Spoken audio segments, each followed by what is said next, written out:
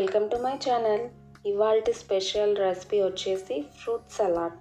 సమ్మర్లో టేస్టీగా కూల్గా ఇలా ఫ్రూట్ సలాడ్ చేసుకోండి. పిల్లల నుంచి పెద్దవాళ్ళ వరకు హెల్తీగా టేస్టీగా తినేయచ్చు.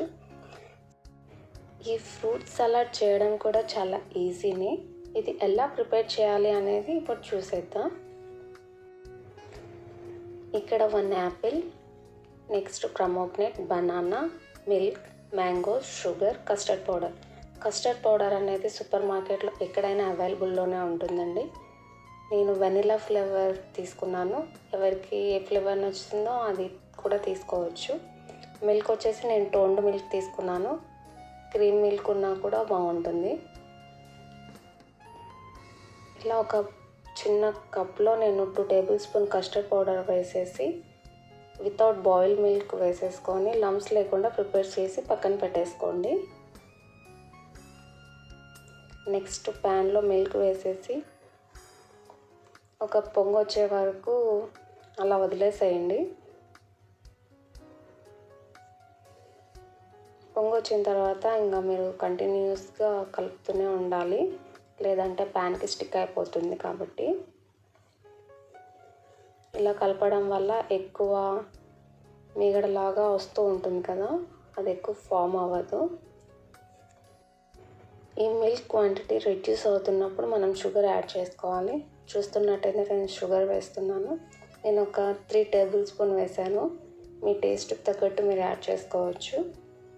ఈ ఫ్రూట్ సలాడ్లో మీకు నచ్చిన ఫ్రూట్స్ని కూడా యాడ్ చేసేసుకోవచ్చు. తర్వాత ఇంకా కలుపుతూనే ఉండాలి. ఈ కస్టర్డ్ మిల్క్ అనేది 2 డేస్ వరకు స్టోర్ అయి ఉంటుందండి ఫ్రిడ్జ్లో పెట్టుకుంటే. సైడ్కి ఇలా ఫామ్ అవుతుంది అనుకున్నప్పుడు ఇలా స్టిక్తో రిమూవ్ చేసేసి మళ్ళీ దాంట్లో వేసేసి కలిపేసేయండి. ఇది మాత్రం చాలా దగ్గరగా ఉండి కలుపుకుంటూ చేసుకోవాలి, లేదంటే అడుగన్న అంటేస్తుంది, సైడ్కి కూడా అంటుకుపోతుంది. సో జాగ్రత్తగా కలుపుకుంటూ ఉండండి.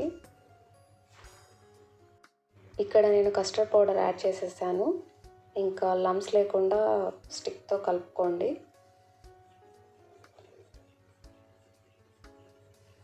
ఇది థిక్గా అవడం స్టార్ట్ అవుతుంది. ఇంకా మీకు అలా అనిపించినప్పుడు స్టవ్ ఆఫ్ చేసేసేయండి. ఎక్కువ థిక్నెస్ అయిపోయింది అనుకోండి, చల్లారిన తర్వాత అది గట్టిగా అయిపోతుంది.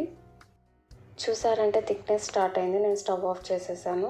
ఇంకా బౌల్లో మ్యాంగోస్, యాపిల్, బనానా వేసేసి మిక్స్ చేసేస్తున్నాను.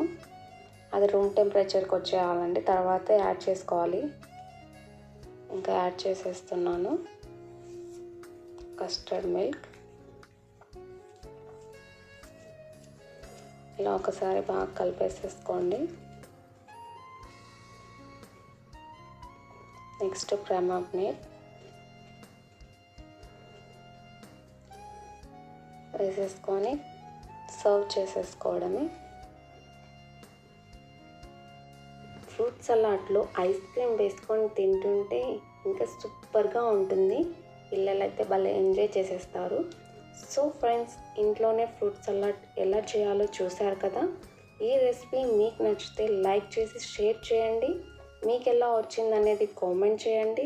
మరిన్ని టేస్టీ అండ్ వెరైటీ రెసిపీస్ కోసం మన అనన్య క్రియేటివ్ కిచెన్ ఛానల్ని సబ్స్క్రైబ్ చేసుకోండి. Thanks for watching.